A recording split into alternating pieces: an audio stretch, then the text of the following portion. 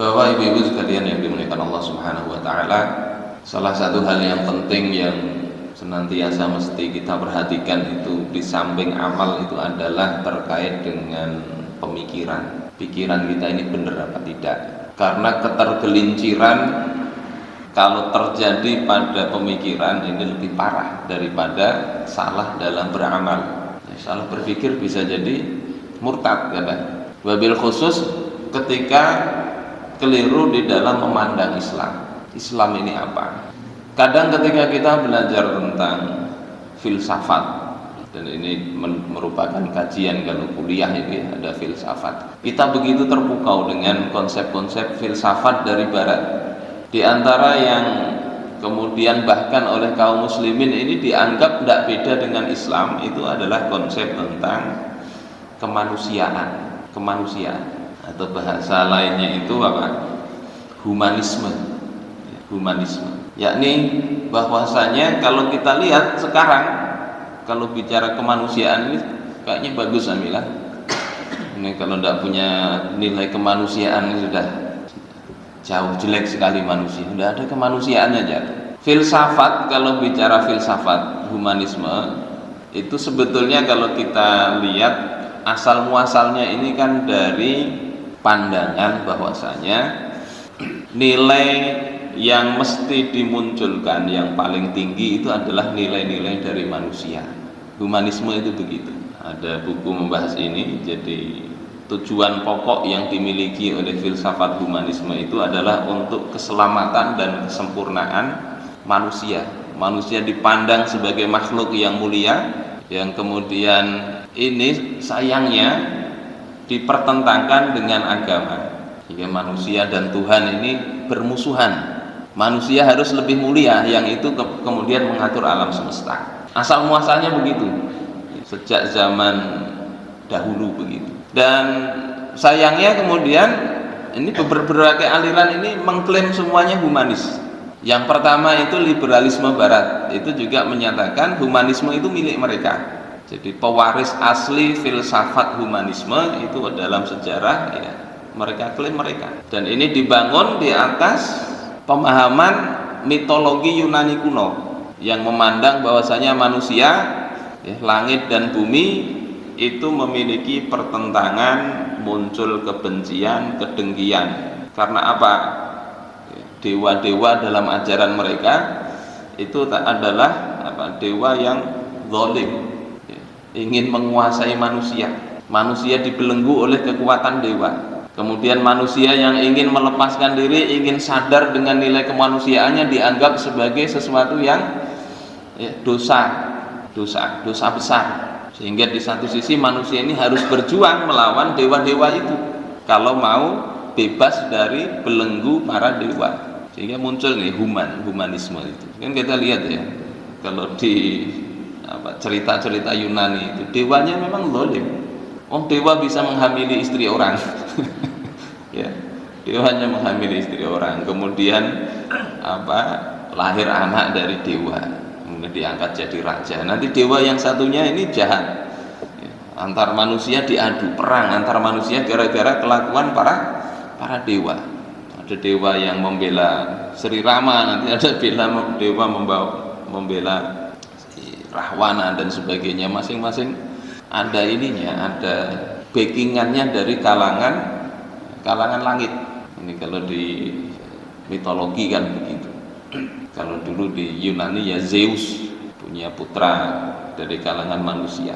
Sehingga akhirnya ya tidak beda itu para ahli filsafat barat itu dalam memandang agama itu akhirnya dipandang sebagai bentuk pemaksaan Tuhan kepada manusia. Yang Tuhan ini diwakili oleh para dewa-dewa mereka. Ini yang pertama, kalangan liberalis itu begitu. Meskipun kalau sekarang tidak bawa-bawa dewa, yang diarahkan ini bahkan ke Islam masalahnya. Kalau mungkin itu diarahkan ke agama mereka, ya cocok betul aja. Memang tapi masalahnya diarahkan ke Islam. Seolah-olah Tuhan Allah Ta'ala itu zalim, seolah-olah begitu. Aturan-aturan itu membelenggu manusia. Kemudian aliran kedua yang juga mengklaim ini adalah humanis, itu adalah aliran eksistensialisme. Ini sejak abad 18 awal abad 19. yang mengatakan bahwasanya ya, singkirkanlah Tuhan dari kaidah moral. Jadi bicara moral tidak usah bawa-bawa Tuhan, ganti dengan kata hati manusia, sebab manusia itu adalah makhluk yang punya kata hati yang bersifat moral bawaan. Itu kita baca artikel-artikel mereka begitu, ada tulisan itu apa, existentialism is a humanism. Jadi ini yang mengklaim eksistensialisme inilah humanisme sebenarnya. Tidak ada doktrin yang lebih optimis daripada eksistensialisme, karena ia menyatakan takdir manusia itu terletak pada dirinya sendiri. Dia yang ngatur, tidak ada yang kekuatan boleh ngatur manusia. Jadi pertama liberalisme, kedua eksistensialisme itu mengklaim itu humanisme. Yang ketiga Marxisme itu juga mengklaim humanisme. Bahkan akhirnya Tuhan disingkirkan sama sekali. Kalau yang pertama kedua itu masih tidak terlalu membahas Tuhan lah. Pokoknya jangan ikut campur Tuhan itu dalam urusan manusia. Jadi pertama tadi liberal, eksistensialisme, dan yang Marxisme. Nah yang keempat ini agama ya, agama. Sebagian kaum muslimin juga mengatakan ya humanisme itu ya Islam. Ya. Tapi nanti ditambahi, pokoknya tetap harus tunduk pada Tuhan.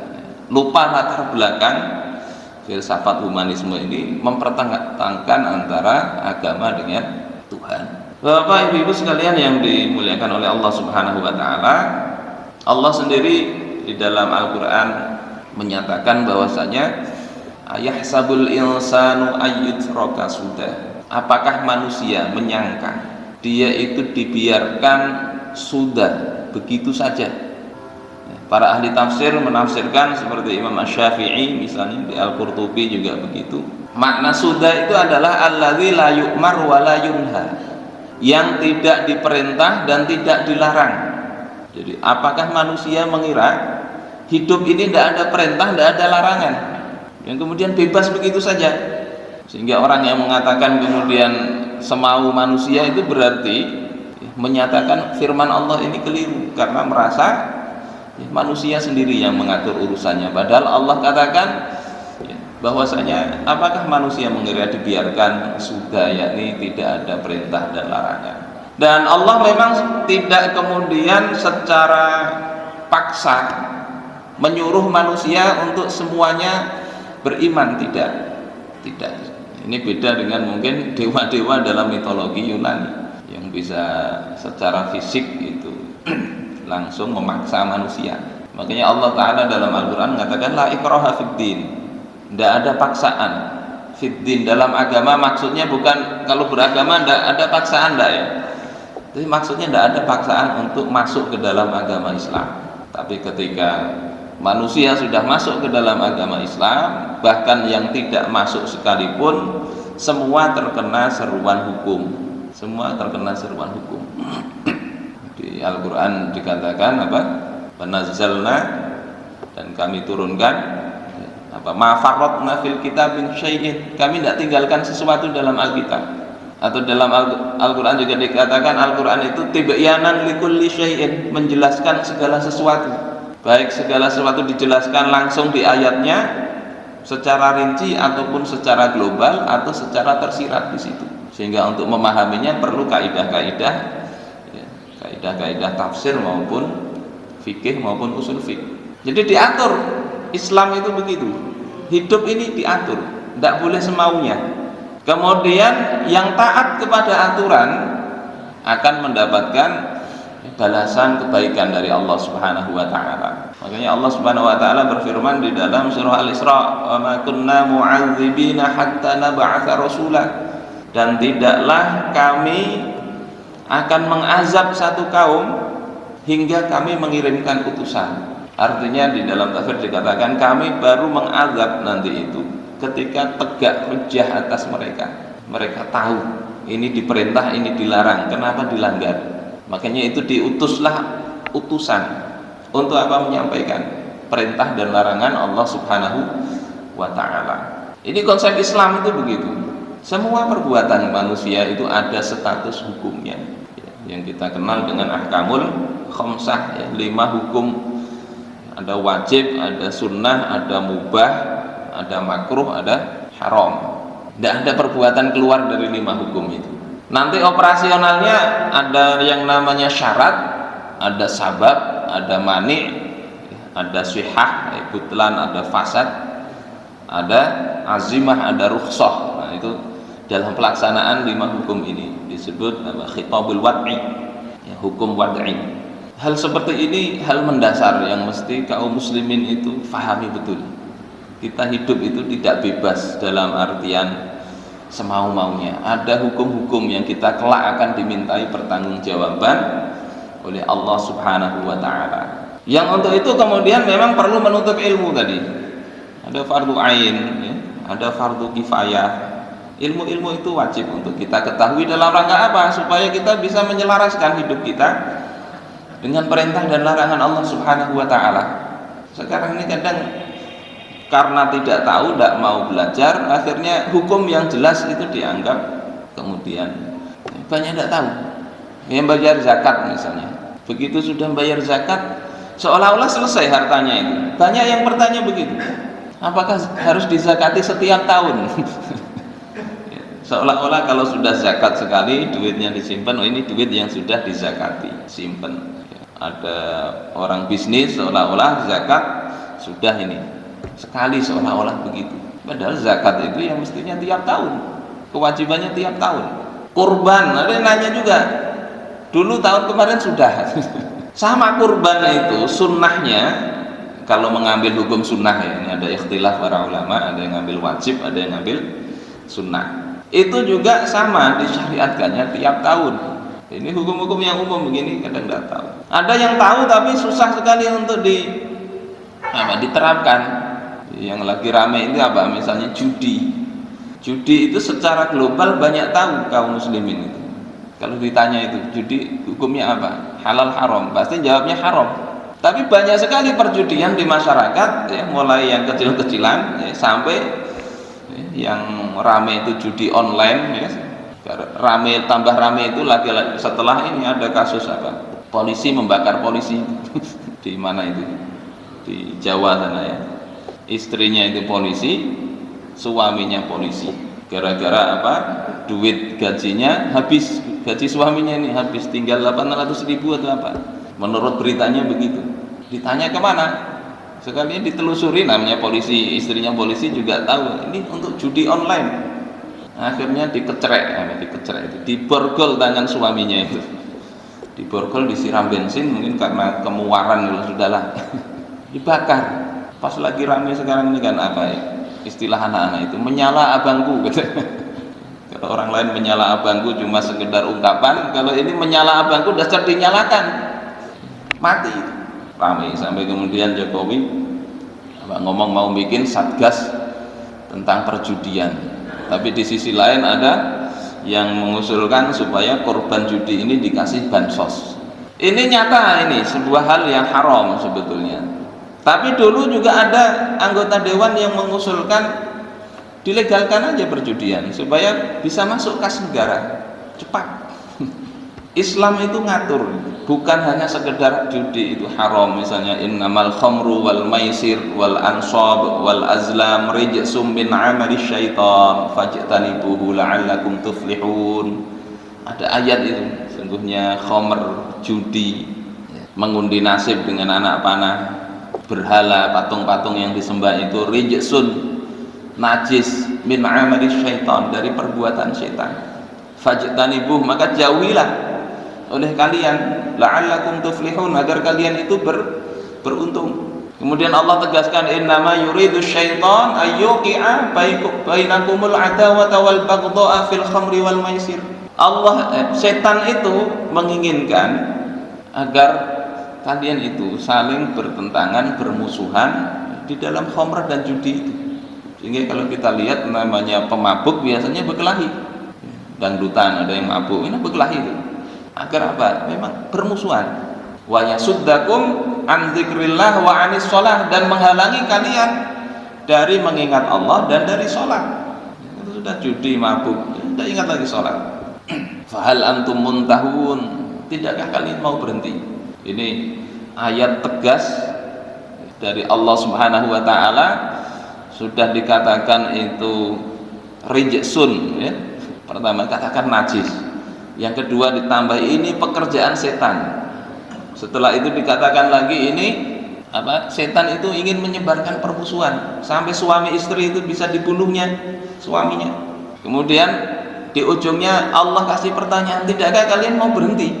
Tetapi Islam tidak hanya mengatur ini haram, Islam mengatur ada hukumannya. Nah ini yang kadang kita makannya sebelah aja, ibaratnya prasmanan, kita ambil hukumnya haram, yalah pikiran kita nerima, tapi hukuman bagaimana kalau orang melanggar itu? Ada hukum-hukum namanya uqubat. Minum khamr ada had syarbul khamr, had syaribul khamr, peminum khamr ada hukumannya. Pada masa Rasul dipukul 40 kali, dicambuk, entah nyambuknya pakai sendal atau pakai apa waktu itu. Sekarang bebas itu, bebas. Kemudian dilarang beredar khamrnya itu di kalangan kaum muslimin. Nah, ada hukum itu. Yang tetap ngeyel ya bisa disita, dibuang itu khamrnya. Ini ada hukumnya. Kemudian ada 10 pekerjaan terkait khamr yang itu dilarang dalam Islam.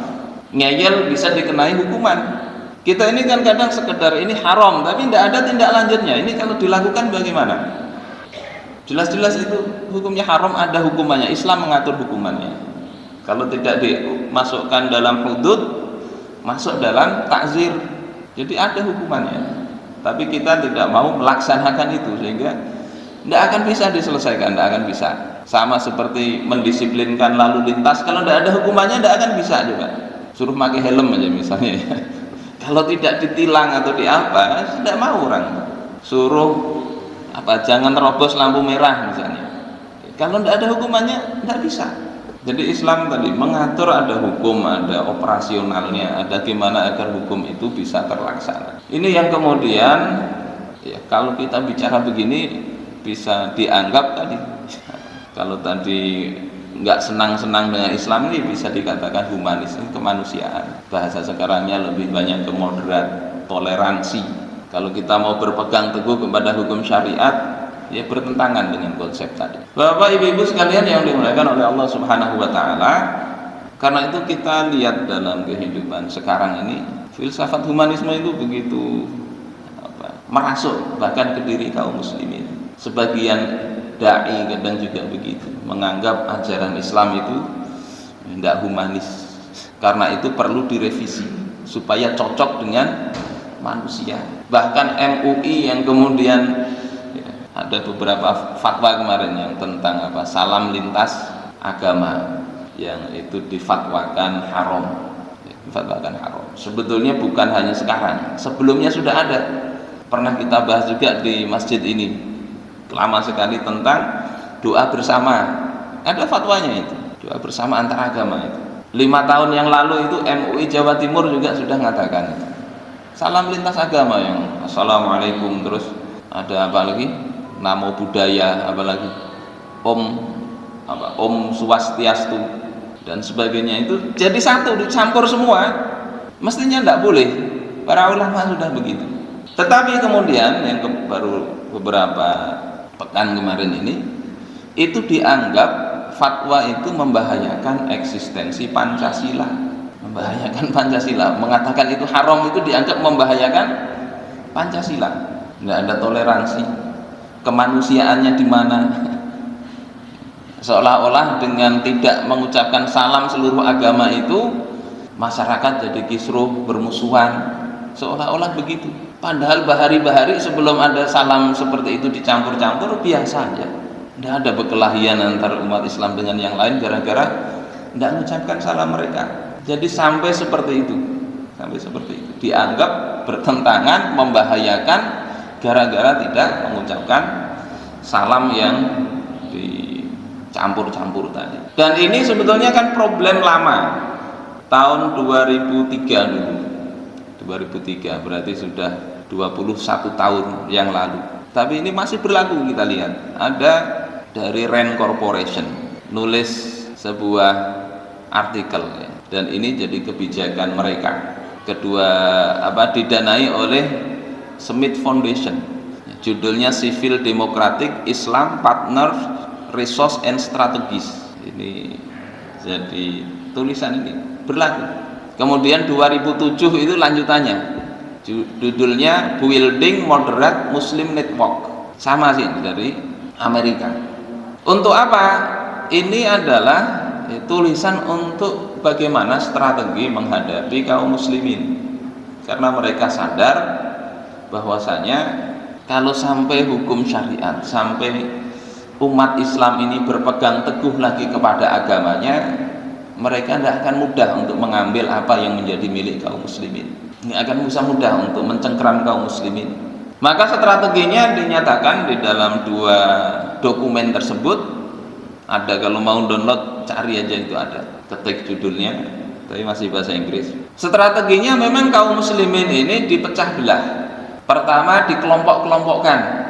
Ada 4 kelompok menurut dokumen itu, dipisah jadi 4 kelompok. Pertama itu adalah fundamentalisme radikal. Nah, ini saran mereka begitu, dibikin cap ini radikal fundamentalis. Kemudian yang kedua tradisionalis, dipetakan mana yang muslim tradisionalis. Kemudian dipetakan yang ketiga modernis, yang keempat sekuleris. Jadi 4 itu, fundamentalis, tradisionalis, modernis, dan sekuleris. Ciri ini radikal. Amigowi masuk yang mana tidak tahu. Kalau lihat tampangnya kira-kira radikal. Terus strateginya apa? Diupayakan untuk menentang kaum fundamentalis dengan berbagai cara. Jadi dari opini, kalau sampai masuk kemudian ke kebijakan negara. Kemudian apa? Agar kaum tradisionalis itu didorong untuk melawan kaum fundamentalis. Jadi antara kaum muslimin ini tradisionalis ini, maka disupport, ya, kasih sumber daya apa saja untuk bisa, asal mereka mau bersuara aja untuk melawan sesama kaum muslimin yang mereka kasih cap sebagai fundamentalis. Kemudian yang ketiga itu adalah mendukung secara selektif kaum sekuleris. Yang sekuler itu dimunculkan, didukung dengan cara mendorong dapat pengakuan, diviralkan, untuk kemudian menjadikan apa? Kaum fundamentalis itu sebagai, supaya jadi musuh bersama tadi. Makanya tidak aneh kemudian ada orang-orang yang tidak jelas itu tiba-tiba muncul kemudian omongannya tidak karu-karuan. Mungkin agak rame itu yang ada pesantren ya, orangnya gondrong, mungkin sudah nyebar ke beritanya itu, yang ngomongnya gayanya pakai bahasa Suryani, tapi kalau diteliti itu ya kayaknya bahasa, nggak tahu itu bahasa apa, karena ngomongnya sama aja, itu aja yang diomongkan. Terjemahannya bisa beda-beda, maksudnya beda-beda, tapi ucapannya kurang lebih itu. Nah itu kemudian yang dipromosikan untuk menyebarkan. Sebelum-sebelumnya ada muridnya lebih parah lagi, sampai kemudian mengatakan nanti pertanyaan kubur itu bisa dijawab dengan Pancasila katanya. Tanya man rabbuka, jawabkan Pancasila. Apa agamamu, jawab Pancasila. Apa kitabmu, jawab Pancasila. Muridnya bisa begitu. Ada itu di tayangan di YouTube-nya begitu. Supaya apa? Umat itu semakin tadi tidak pede dengan Islam. Menyampaikan hukum Islam dianggap membahayakan, sampai dalam hal sekedar tidak mau salam tadi. Jadi ini yang dilakukan tadi, dipilah-pilah yang dianggap fundamentalis itu disisihkan, yang mau disupport dana dan sebagainya. Terus di dokumen itu juga disebutkan ciri-cirinya, ciri-ciri yang fundamentalis itu apa?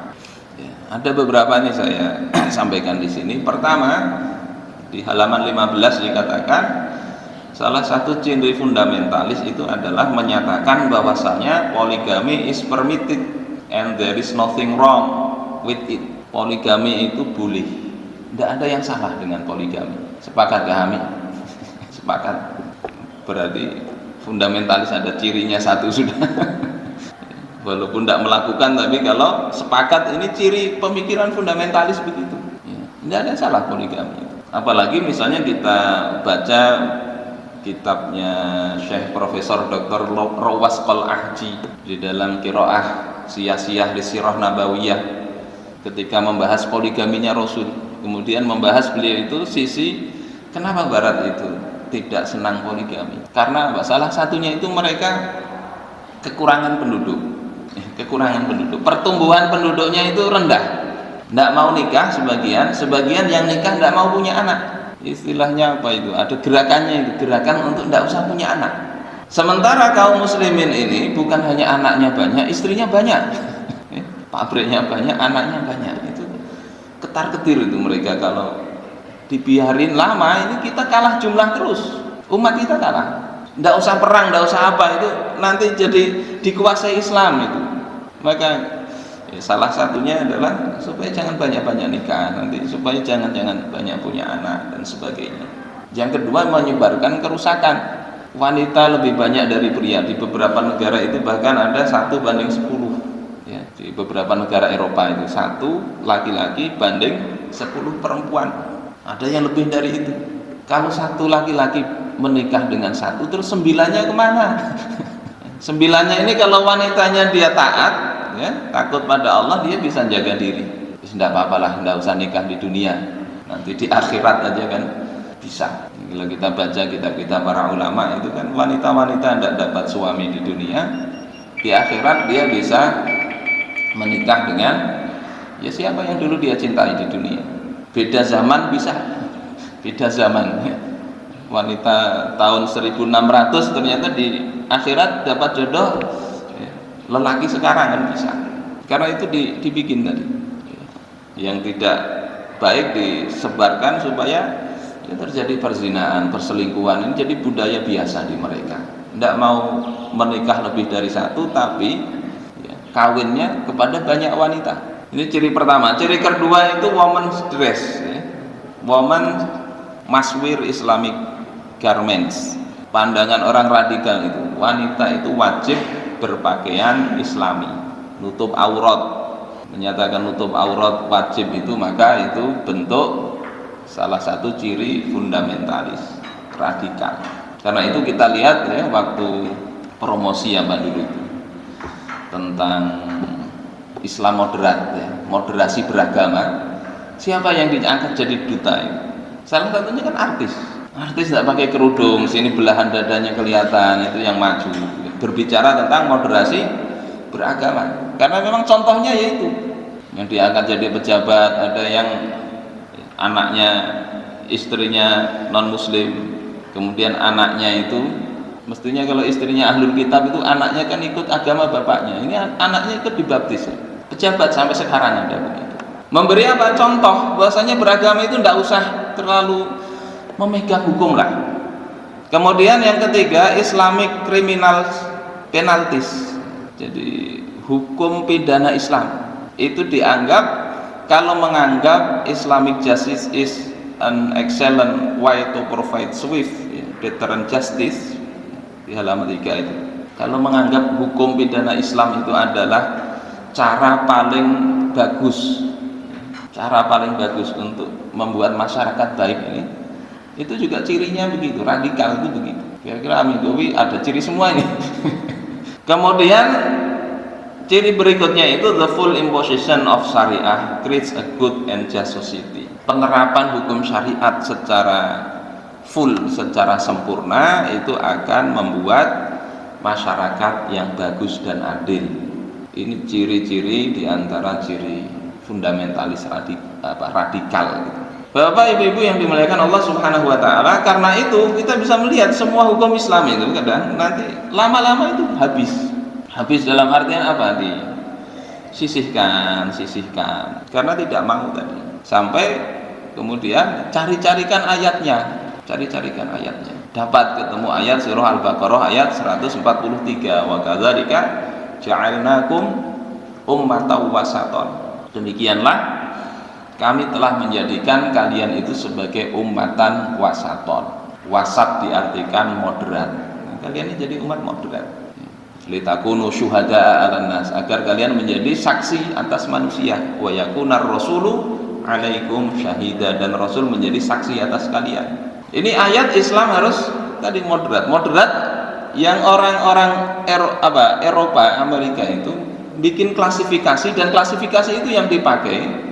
Tetapi di negeri kita itu tidak dipakai klasifikasinya secara teori, tapi prakteknya ya itu yang dipakai. Padahal makna wasaton itu para ulama memahaminya, kalau dari para ahli tafsir itu ada 4 paling enggak. Pertama itu adalah umat terpilih, khiyar. Jadi umat Islam ini umat yang dipilih oleh Allah Ta'ala. Yang kedua umat yang adil, jadi wasaton itu adil. Karena itulah dijadikan saksi. Makanya bahasa Arab wasaton itu diserap bahasa Indonesia jadi wasit. Wasit itu artinya harus adil. Yang ketiga umat terbaik, sama seperti apa ayat kuntum khaira ummah, kalian itu umat terbaik. Jadi umat pilihan, umat adil, umat terbaik. Yang keempat memang ada yang menafsiri umatan wasaton itu umat pertengahan, di tengah. Sebagaimana Imam At-Tabari mengatakan, ya, kata beliau, ya, di antara penafsiran itu, ya, al-wasat di sini adalah al-juz'u alladzi huwa bainat tarafain, bagian yang ada di dua sisi. Ya, ada sisi di sini, ada di sisi sini, di tengahnya ini umat pertengahan. Tidak salah mengatakan umat pertengahan, di tengah. Tetapi di tengah antara apa? Ini jadi masalah. Di tafsir dijelaskan di tengah antara umat Yahudi maupun Nasrani yang begitu menambah-nambahi agama sehingga yang enggak itu dilakukan. Ini kalangan Nasrani sampai Nabi disebut sebagai Tuhan, ya, sebagai anak Tuhan, itu keterlaluan. Atau Yahudi itu yang enggak begitu mau taat sembarangan. Nah, umat Islam itu di pertengahan itu, ada Yahudi, ada Nasrani. Agama Islam itu posisi ajarannya itu sudah di tengah, konsepnya itu sudah di tengah, tidak terlalu ekstrim seperti Nasrani, tidak terlalu longgar seperti Yahudi. Ajaran Islam yang di tengah, sehingga kalau keluar dari ajaran Islam itu yang jadi ekstrim itu begitu.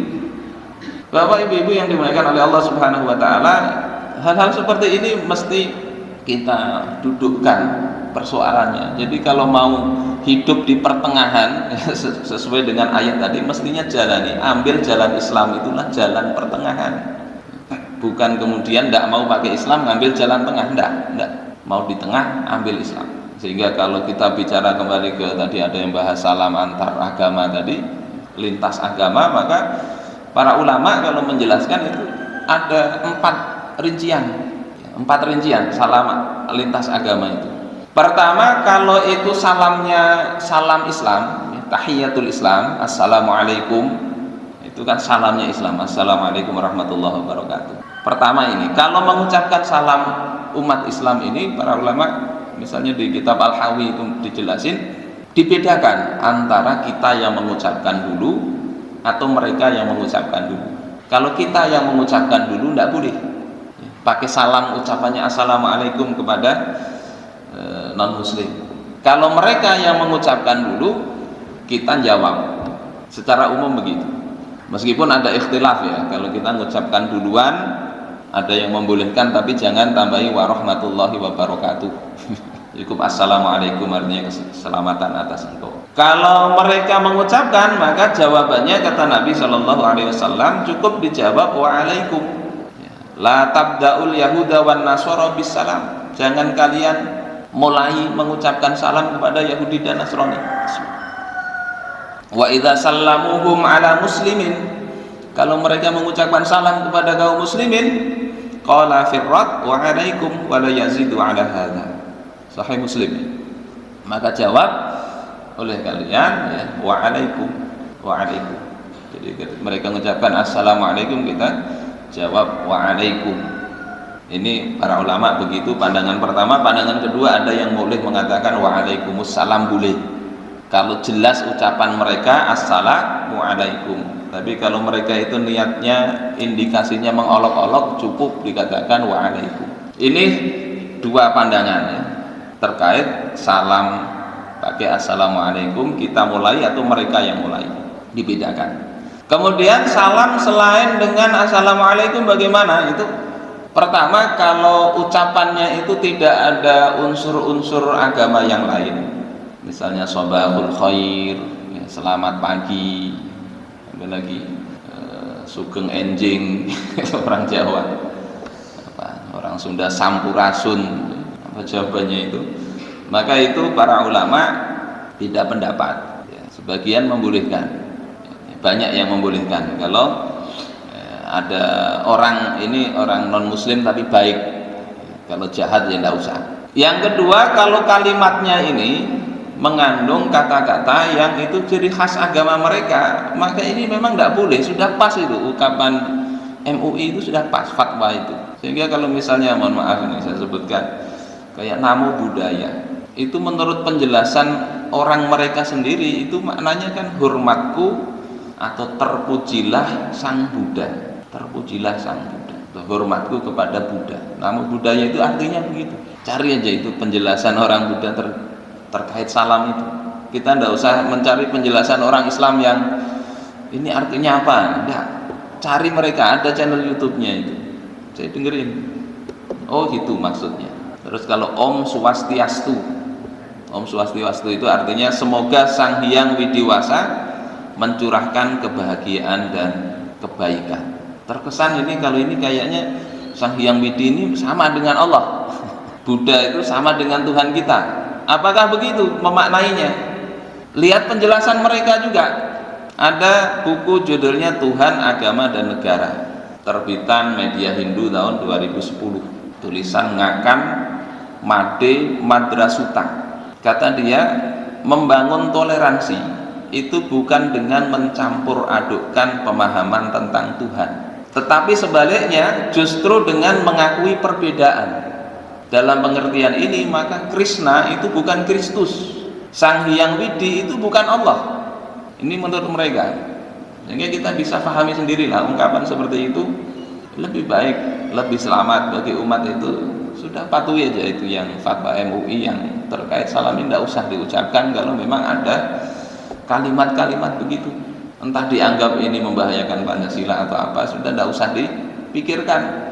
Ini mungkin yang bisa ulun sampaikan pada kesempatan kali ini. Mudah-mudahan bermanfaat bagi kita semuanya, dan Allah jaga iman, akidah kita, dan ya, toleransi itu tidak usah ikut-ikutan, cukup hubungan baik aja. Ada mereka sakit bisa dibantu, tapi apa-apa itu udah harus, mereka juga nggak tahu apakah senang apa enggak diucapkan begitu.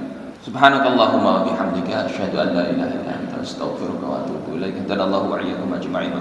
Assalamualaikum warahmatullahi wabarakatuh.